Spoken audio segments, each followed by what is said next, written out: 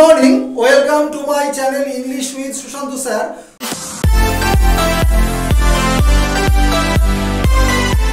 ক্লাসটা মূলত যারা আমার বিগিনার্স ক্যান্ডিডেট আছো, যারা আমাকে প্রতিদিনই ফলো করে, তো তাদের জন্যই দেওয়া। তারা রিকোয়েস্ট করেছিল। তো টপিকটা হচ্ছে টেন্স। তো টেন্স টোটালে তিন প্রকার, প্রত্যেকে জানি, প্রেজেন্ট, পাস্ট, ফিউচার। কিন্তু প্রত্যেকটা টেন্সের 4টে করে পার্ট হয়, তাহলে 3 4 12টা পার্ট আজকে আমি একটা ভিডিওতে ডিসকাশন করছি। এটা কিন্তু মূলত স্ট্রাকচারের উপর ক্লাসটা। আর কনসেপ্ট যদি বুঝতে চাও, আলাদা আলাদা ইন্ডিভিজুয়াল ক্লাস আমার ছাড়া আছে, প্রত্যেকেই দেখে নেবে এবং অবশ্যই নোট ডাউন করবে। ক্লাস শুরু করার আগে কয়েক সেকেন্ড সময় দিচ্ছি স্ক্রিনশটের জন্য।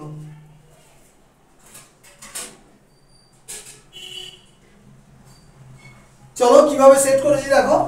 মাঝখানে টেন্স লিখেছি, বাঁদিকে প্রেজেন্ট, ডান দিকে পাস্ট, সবার নিচে ফিউচার।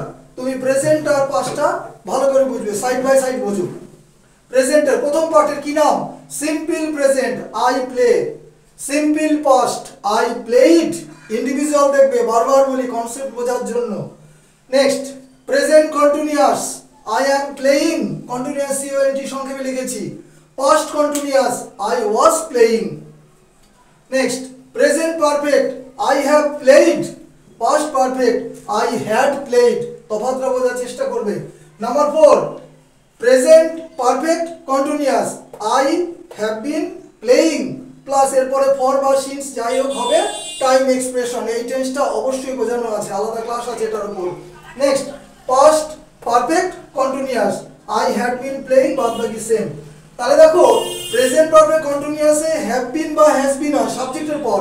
এখানে কিন্তু পাস্ট পারফেক্ট কন্টিনিউয়াসে সাবজেক্টের পর ডাইরেক্ট হ্যাড বিন হয়, সাবজেক্ট আমার যাই হোক না কেন।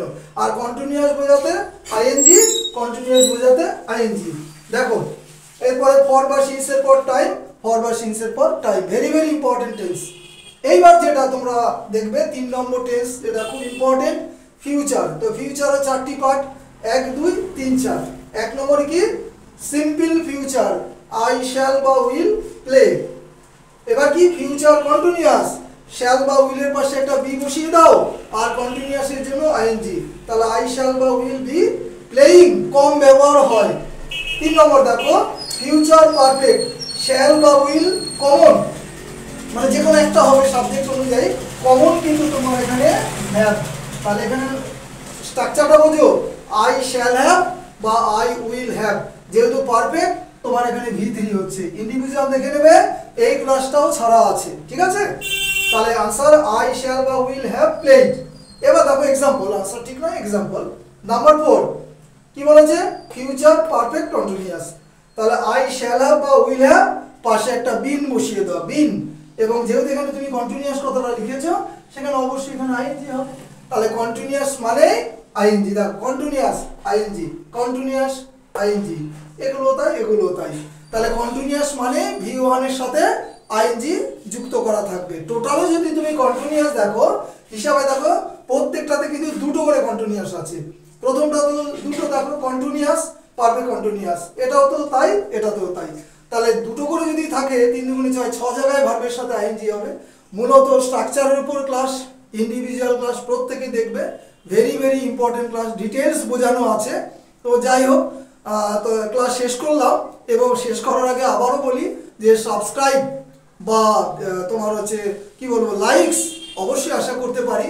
প্রতিদিন 2টো করে ক্লাস দিচ্ছি, এটা সম্ভবত 169 নম্বর ক্লাস। তো ক্লাস শেষ করছি। Have a good day.